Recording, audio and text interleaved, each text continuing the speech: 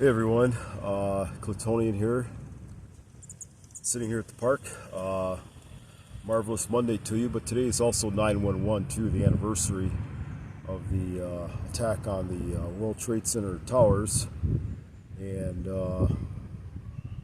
it's a day that a lot of us as Americans, especially for those of us who were actually alive when it happened, will probably never ever forget. So I just want to take time out to say a few words in relevance to it. So, and I'm going to speak maybe in a metaphysical, sense, about the event. So those towers at the World Trade Center, and actually just sidebar note, actually I worked there. I started my investment finance career there with Morgan Stanley. I used to work out of there. And then I was actually, I had an opportunity to work there as a still analyst, although I went in as a broker. There was an opening. And was going to take it, but I just so happened to be, luckily, I was there during the winter time. And so even though I grew up in Michigan and I got to experience winters, it reminded me of how much I hated winters, and it was really cold. So I said, to hell with that, I'm moving back to Los Angeles, California, where it's bright and sunny. So that's what I did, and I went to the brokerage, side of the business, and had no regrets. Spent 10 years there. But anyway, fast forward, so enough of that. Excuse me, sidebar note. But I remember, when that event happened, and that was a tower moment, in American history. And so, for a lot of you who may or may not be aware, so in tarot, like if you read tarot cards, the tower actually signifies, a cataclysmic event, or just something that's just really jarring, and it brings about a transformation of change, and it also ushers in a tremendous opportunity for growth too. However, before you actually get through that and get to the other side, you go through what ensues after these tower moments is known as the dark night of the soul. And I think that America right now is undergoing its dark night of the soul. Initially, when those towers came down, we experienced or witnessed an outpouring of love and unity like I've never seen shared or expressed before, in this country, for our country and for one another, regardless of, where we stood politically, religiously, ethnically, or maybe sexual bias or whatever. I mean, somehow there was this sense that we were, excuse me, we were all in this together, and we were willing to stand together. We came together.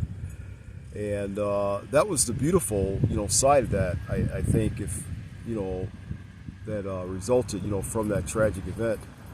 But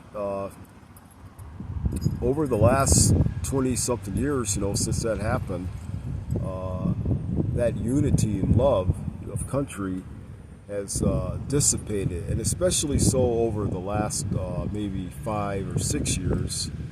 And it's kind of sad to see. I've never really seen this country this divided before.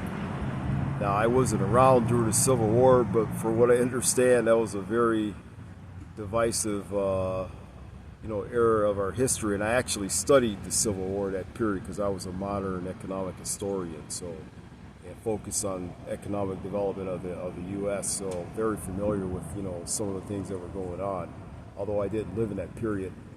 But it was a very divisive time for the country, brother against brother, friend against friend, whatever, family members.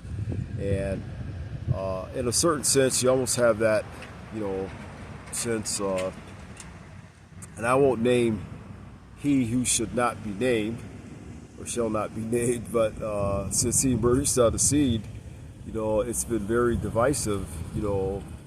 I've actually seen friends college, high school friends, like they stop talking to each other or they fight. I've seen family members not talk to each other. It's been pretty interesting, put it that way. Anyway, so what I'd like to say is that, so I think our country is going through its own dark night of the soul, and we're coming to terms with our demons, which is what you do, in the dark night of the soul. You really do your shadow work, and it's about taking accountability, for where you're at and the things that brought you there, and what do you learn from that. And I think this country, in a sense, needs to take accountability for its own history and a lot of the injustices and problems that we have. Now, I'm not here knocking on, hating on anyone, whatever, but I really think that we all do, regardless of, race, creed, color, whatever. 911, yeah, that was a big event. I remember too, because so at that time I was married to Punjabi Indian woman, my wife, and we had we hadn't had our daughter yet, but actually, excuse me, I was not married. I was engaged. I was engaged. Yeah, but I remember my future mother-in-law, this sweet little old lady, Indian woman, from New Delhi. She received a lot of just ugly treatment, and just the way people interacted with her in the community. She'd been there for years.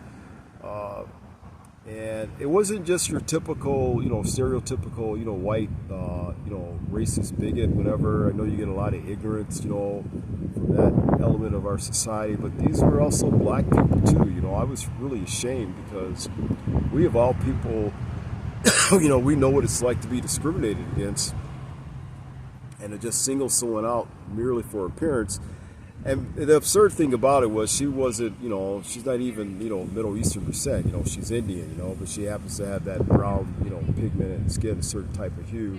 So people mistook her, for being, Muslim or whatever, or from, they called her a terrorist, it was ridiculous, Yeah, you saw a lot of that, but, and fast forward today, we are very quick to throw labels on people. A lot of blacks assume that all whites are racist, rednecks or something like that. And actually, I don't even equivocate a redneck with being a racist. I think rednecks are pretty cool. And rednecks and racists are actually two different breeds, although you can maybe have some racists who are rednecks, but just say it, But we got these neo-Nazis, you got a lot of black people. They're doing shit, a lot of anti-Asian. You got whites anti-Asian. You got Asians anti-black, anti-white, whatever. Everybody's hating on everyone. Then you got the LGBTQ, whatever, people's sexuality, their bias. There's just so many lines of division. Then you've got, the religious right. Come on, people. At the end of the day, we're all American, and this country was actually founded on the principle that, we're all created equal, and that, we're not a religious state, where everyone's free to practice and believe in what they want to believe in.